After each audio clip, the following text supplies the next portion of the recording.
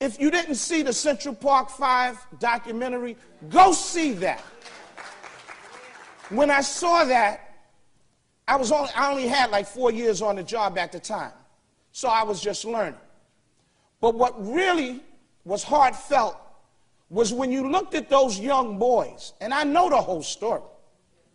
When you look at those young boys who was crying and pouring out for help, and they thought they were going to get it from their parents, the parents didn't even know how to protect their kids when it came to law enforcement.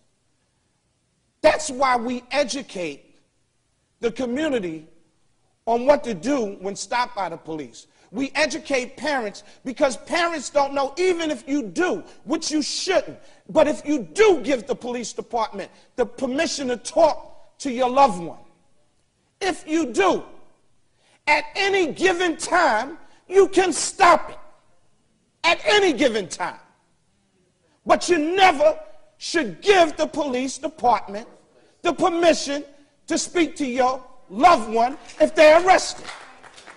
We tell the young folks out there, don't speak to them. I'm going to use part of my time to just give you a simple demonstration of what I teach young kids. When you're walking down the street, you get a call, and the police get a call. If the police stop you in an area, I'm going to give you a Saturday night, whatever area you're at, and the police stop you, do you know why they're stopping you? They're stopping you because you're the only one in that vicinity. So right then and there, you are the perpetrator. You don't know you're the perpetrator because they're not going to tell you you're the perpetrator. What they try to do is stop you by engaging you. How you doing, sir? Or whatever. Sir, did you see a car? Did you hear a gunshot? Did you see somebody run? And what you think is, you think because you're not the perpetrator, right? You tend to think, well, let me help them out or let me defend myself. You don't have to defend yourself. The burden of proof is on them. Keep your damn mouth shut. This is what I tell the young folks. That if that was to happen to you as you're walking, you say, officer, am I under arrest? No, you're not under, well then I must be free to leave. And then you start to leave. Let him or her tell, no, you can't leave. Well then, officer, am I under arrest? No, you're not. Well then I must be free to leave.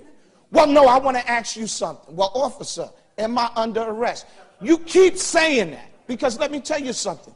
If the police had the right to arrest you, do they ever ask you? No. They do it. So I teach, you just say that. When the officer says, well, listen, you're not under arrest. I just want to know, did you see a car? Did you hear a person scream? Did you hear gunshots? You don't, officer, am I under arrest? And if they say, well, you know what, you're smart because you know what comes behind that, right? Okay, officer, you're under arrest. Okay, officer, you turn around and you put your hands behind you and say, here, take me. Here. But you don't say nothing. Say 9 times out of 10, they're going to push you away because they're going to say, you know, if they don't have enough, they're going to say, I can't lock this person up. But what you just did is you showed them you're not afraid to get arrested.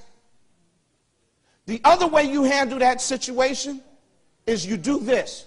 A cop stops you. Excuse me, you live around here? This is what you do. And you look him or her straight in the eye and you just do this. Excuse me, did you hear what I said? Do you live around here? Can you tell me your name? It's easy. Just don't say nothing. Now they got a decision to make. Either lock you up, beat you up, or let you go. Now there's going to be some derogatory statements coming behind that. But you know what?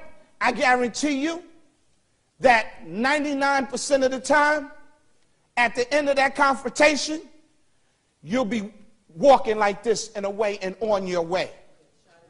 That's what you do. Stop trying to prove to them that you're not the person they're looking for. That's up to them to do. Another thing, know your rights. In this book, it's only about 28 pages.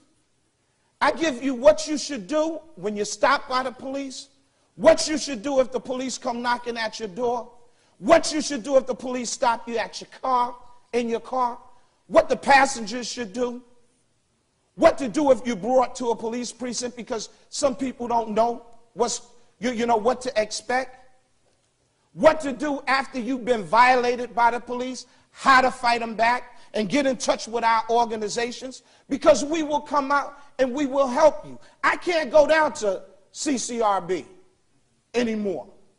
They don't want me down there. Because when I've escorted people down there, they say you can't come in. You know why? Because when I went down there with some people that was complaining, they play semantics with a person's words. And I'm sitting there and I said, listen, if this lady said the officer slapped her, then the officer slapped her. You don't have to say to her, well, did the officer inadvertently put his hand up? What are you talking? She's a grown woman. She knows if she's been slapped. Just like grown men, they know if they've been hit or violated. You know, stop making excuses for the police. Well, they told me you can't come down here anymore. You know, it's all right. It's okay, because if I can educate enough and you can stand and use that backbone in your spine and stand up for what's right, you'll be okay, because when you leave there, you got us. You got us, and you're going to have your community behind you if they just would stop being scared. We, as a people, need to stop being afraid.